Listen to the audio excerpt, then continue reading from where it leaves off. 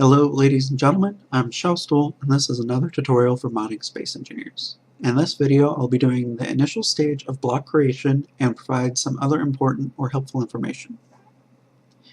In this video I'm going to be kind of skipping the step of actually modeling because I was doing it and I was looking about an hour to a 2-hour video. And that kind of bugged me because I wanted to try to keep these tutorial videos short instead of long. That way people can just jump in, see what information is there specifically for that spot, and then hop out to the next video if they need to. Alright, so as you can see I'm in this window, and I have this orange cube here, and it's because I have the Space Engineers block checked. If you remember in the setup tutorial, I had you go to this Scenes tab and scroll down to find it here. If you don't have it enabled, that orange box won't be there. So when you enable it, it brings it back. Now, what I decided to do was I based my block off of the vanilla gyroscope. And to do that, I needed to import the FBX of the vanilla file. That way I could use it as a reference. So to import an FBX, we first needed to get the mod SDK that has all the original files for Space Engineers by the developers, and then we need to make sure that we can actually import an FBX, and to do that, come up here to File and go to User Preferences, and in this window you want to go over to Add-ons, click in the search bar and type FBX, and it should bring up this Import Export FBX format. Now if you're using the latest version of Blender, you don't have to worry about what type of version this is or anything. If you click the drop down menu, you can see some specific version information. But if you're using the latest, this doesn't matter. Just make sure that this checkbox is actually checked and click Save User Settings. Alright, so click to close that, and now let's go grab our FBX from the vanilla folders. And to do that, we need to come down here in File to Import and FBX. Now, when you install the mod SDK, you're probably asked to install it to a specific folder. And usually it's going to be in the C drive, and for you it might be in Program Files, but for me I put it in the 1.games folder. And it installs into the Steam directory as most all the other games that you install. So to get to it, I went to my 1.games folder, Steam, Steam Apps, Common, and here you can see I have games installed, Space Engineers, and Space Engineers Mod SDK. Go into the SDK, Original Content, Models, Cubes, Large, and here we can see a bunch of FBX files for us to choose from that we want to import. I'm looking specifically for the gyroscope, so I just have to scroll over just a little bit, and it's right here. Now, this stuff is pretty self-explanatory. This import FBX information here, don't worry about changing any of it. I've not changed any of it, and I've not run into any issues. Alright, the next thing is we come up here to import FBX, and here you can see that I have the gyroscope in here, and it looks really plain. It's going to look that way because of the way things work for Blender. Now I could set things up so I could actually see the rendered textures, but it'll look weird, and it's easier to just use reference textures instead of the actual ones to display on the model, because it might be easier for you to decipher what it is you're looking at. Alright, so you see how this cursor here is in the center of this workspace? If it was over here and I imported the FBX, this model, specifically that little orange dot, would be over here. But I didn't want it over there, I wanted it over here. So you could just snap the cursor to the center by pressing Shift S and going to Cursor Snap to Center. Alright, so I'm going to move this over because I don't want it to be right here. So I'm just going to grab it, move it along the x-axis, and move it 2.5 meters over to the right. So if you remember, large blocks are 2.5 meters, and small blocks are 0.5 meters cubed. Alright, so as I said earlier, I went and I modeled my own version of the gyroscope using this one as a reference. Now, the reason I did that is because it was like 2-hour long video of me fiddling with things to get them mostly how I wanted them. And I'll probably come back and mess with the model some more, but that'll probably be another video just to kind of break things up. Alright, so I got my reference here, and I want to import the model that I already made. So I want to go to File, Append, because it's a Blender file, and I need to make sure that I go to where I have my Blender files saved. So for me, I put them in a specific folder. You can put them wherever. It's just some settings that you have to do in the preferences for Blender. Alright, so as you can see here, I got a bunch of blend files of all kinds of different things. And if I look right here, I got the gyroscope, and then it brings me into these subfolders. And they all kind of reference different things. Materials would be the colors that you see on the model inside of Blender. These are very important, but I'm not going to use any of the ones that I've pre-made. Mesh would be specifically the mesh as you see it. The object would be the object that we're trying to import. And then scenes are whole scenes of all kinds of stuff. And then textures are things that you have imported into Blender to display on blocks or whatever. Alright, so I want to grab specifically an object. And I want to grab this gyroscope. Actually, I want to grab the cube because I didn't rename it. And I want to grab this detector terminal 001 because that's going to be the little yellow box that you see in game that you can click on and access the terminal. So I shift selected these two. I don't need to change any of these. And I just go over here to append, and it should put my file into here. Now as you can see, it looks a lot smoother than this one, and that's because it's much higher polygon count. Mine is pretty high compared to this one, but that's because I also use level of detail models, which let you have a high polygon model when you're really close to it, so you can get all kinds of crazy details.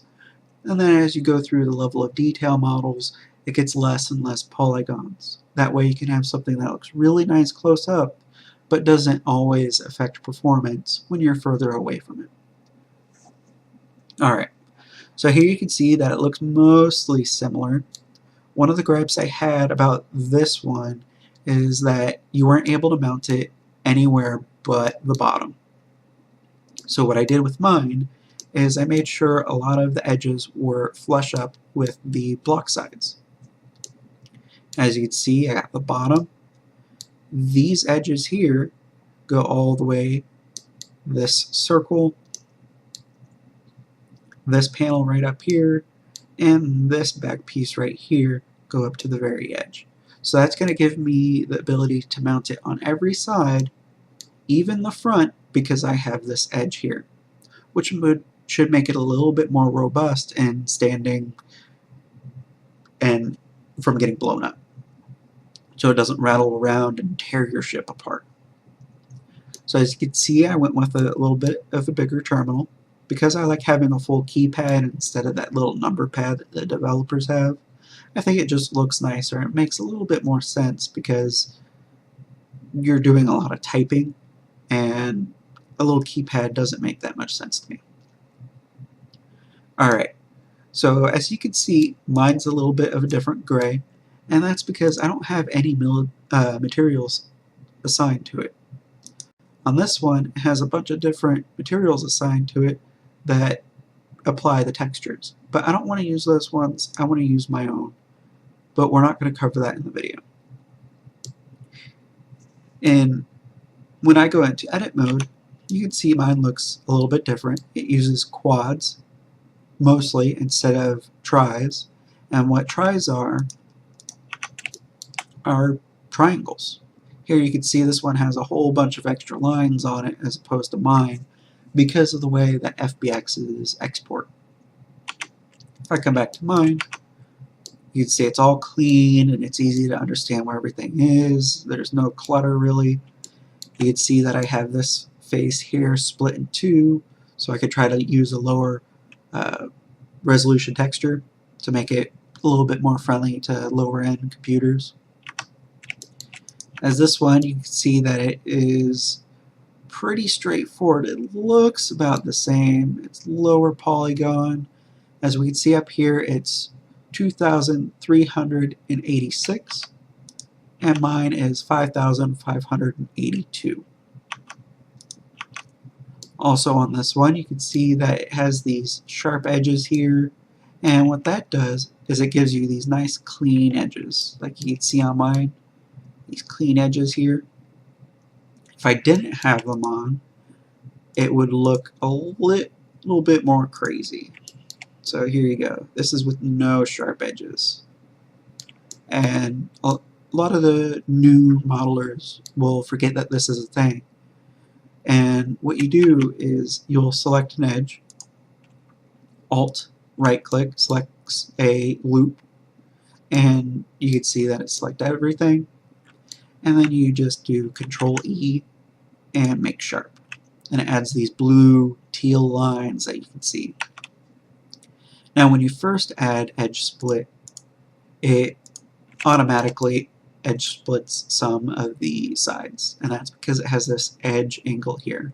However, you probably want to disable that because it can accidentally add sharp edges to places that you don't want them, especially if you're trying to do a lower poly model that has kind of abrupt edges that you can't really make smoother because you're trying to make it low poly. So as you can see, this one has the teal lines as well. Some of the places don't have them because of the way the developers did their model. You can see this plus, that represents the area that yellow clickable area will be. And we don't want to use this tiny one that they got. We want to use a bigger one because we got this big terminal spot that's going to have a full keyboard. Alright, so some handy tips with using Blender and doing all kinds of interesting things. One of my favorite tools is the loop cut. Now if you press Control and R, it lets you have this pink line show up along the quads that you could click, and it lets you put a line somewhere. Now another handy feature of it is you could also up the number of loop cuts that you can get. And this could go as high as you want. I think the highest I've used was 100 or something like that. But for this, I ended up starting with a square base. I extruded it up to this height here. It is, if I come down here to vertice select, I have snap activated. I have it set to vertex and active. Over here, this is the pivot point of your scaling or your rotations. And I have it set to 3D cursor because I think it's a bit more flexible. And I could find the measurement for this height by going G for grab, and then press Z to lock it to one axis of transition. So you can see it's going only up and down. If I press X, it goes left and right. And if I press Y, it goes forwards and backwards. Now the whole forwards, backwards, left, right, up, down is relative. It could be different on all kinds of things. So here, this is a 0.25 meter slab here. So that means that it is half of a small block thick. Now, I like having curves because I think it looks a little bit cleaner and makes the model more appealing to me, especially with having this sphere in here. I think it clashes against these hard edges here. I think these rounded ones look a little bit better. And I also went with these 3 brackets, I guess you could call them, on the back side, because I felt that I wanted to be able to identify quickly which side of the mesh is actually a front and which one's the back. Because sometimes you'll go and try to find one frantically to mess with, and you can't easily identify which side is which. So this lets me do that. I was going to use the same angle as this. If I go back into edit mode and I put my cursor there to be able to do pivot points on, mine are 45 degrees downwards and the developer one is 30 degrees. Now what I could do is I could select mine. So what I'm doing is I'm holding Alt and Shift and right-clicking edges, just so I can select a group of area. And then I hold Control and plus, and it selects all the connected vertices to that piece. So I have these selected, and if I rotate this 45 degrees from this pivot point and come up here, on the bottom left, down here, you can see that it comes up and it's 45 degrees. And if I come down this way, it says 15, but that means that it's 30 degrees and then 45 degrees where I have mine. Now the reason I did it this way is so I could have this mount point again. Now another thing to know is that these inset edges could be a little bit tricky to do sometimes, but the way I noticed is easiest. I'm just going to select this ring here. So I went to face select and I clicked this line here to select the whole ring, and then I'm just going to delete with X and click on vertices. So you can see that whole ring in there disappeared and I lost that inset that the developers have, but I want to bring that back. So I go to vertices and I try to find the top one, and I think it's that one. Yep. And I had mine down 0.05 meters from that point, so I could give it just a little bit of a lip. So what I'm going to do is I'm going to extrude. You can see how it's just moving around however it wants to. I want it to go down, so I'm going to press Z. Now it's only going up and down. And then 0.05 negative to make it go down. Now you can press the minus sign over and over again. So if I go grab Z and go 0.1, I can press the minus sign repeatedly, and what it's doing is it's moving up and down. So 0.1, you can see it's moving up and down here in the middle. Now have it snap there, 0.05, and now I'm going to use that as a guide for how far I want to scale this ring. So what I did is I alt selected the ring, and then I press Shift S and snap the cursor to the selected. Now because this is a perfect ring, it's going to go in the middle of that ring. Now if I extrude and scale, because I had this vertice selected primarily because it's white, the others are orange, it's the active vertice, and when I extruded and scaled it, it was still the active vertice, and by scaling it, it snapped here because that's where I had my mouse cursor. Now I have that extra vertice there. Easy way to get rid of it is just select all with A, and then W and R to remove doubles. Now I want to bring it back over to this side, so extrude X to make it nice and flat, and then I'm going to alt select this side, W, and E to bridge edge loops. So, and you can see that it inherited the sharp edge of the side that I extruded from. Alright, so it gives me that. This was pretty much just a circle put up on here and then extruded and scaled, extruded and scaled. There's another handy feature that you might want to know about, and that's inset faces. If I use the bottom here as an example, select all the faces, press W and N, or go right here, and it should let me inset. There we go. Must have pressed something wrong. Alright, so you can see that it's moving the face in relative to the face that it's at. So if I press a specific number like 0.5, that means that this edge here is going to be 0.5 away from this edge here. So if I grab and snap over to here, on the bottom left you can see it's 0.5 along the global y-axis. But I don't want that, so I'm going to undo it. You could extrude it if you wanted to. Give yourself extra stuff to work on. I really like the extrude tool. It's very easy to use.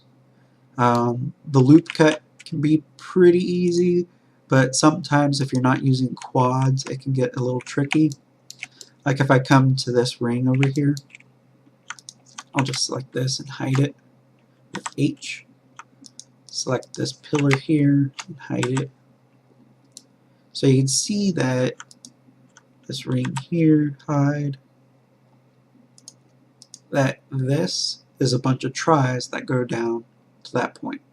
Now the reason I did that is because if these were quads and met up with this ring here, it would give me double the amount of faces I would want to actually close this gap. So what I did is I selected the ring, cursor to selected, and then extrude, and then I scaled it down with 0. And then you just press W and R, and that puts it how you want it. And it gets rid of all the extra doubles that you get from extruding and scaling down this big ring. Now, as you can see with these arms, I got an extra floating mesh going on. So when I alt select this stuff and I press the plus sign to select more, it's not connected to anything. And that's perfectly okay. This doesn't need to be connected because it's not going to move in-game. Once you place this how you want it, it's static. It won't move unless you animate it. But that's another tutorial for another time. Alright, so I think that pretty much covers most of the stuff I wanted to cover in this video. I told you about extruding and loop cuts and getting rid of doubles because it's important. The remove double tool, you can just select everything and then W and R. Another important one that some people forget to use is getting rid of loose edges and vertices. So press spacebar, type LOOSE, and then you can see this delete loose section here. Just go ahead and click that, and it'll say if you've removed any vertices, edges, or faces. And it just makes your model cleaner so you don't have any weird floating anomalies show up in game. Alright, so I think that pretty much wraps this video up. I took my reference model, I made a model out of it, and I told you some little tips and tricks you could use for making your model pretty easily. The Born CG guy has fantastic videos, and I suggest you watch him for learning Blender specifically, because I can't quite cover that and do my modding tutorials, because that's a whole other ball game that has a lot of little intricate pieces for modeling. Alright, so The next video I'll be adding materials and the textures for the materials, and that should get this starting to look pretty cool. But for now, just remember to save your model always. File up here, save as. A cool feature is you can click this little plus here in the save menu, and over here it adds a number in a increasing increment. That way you can have backups of previous versions that you might like instead of what's on the current ones. Alright, I think that does cover it. I'll catch you in the next video. You guys have a wonderful day.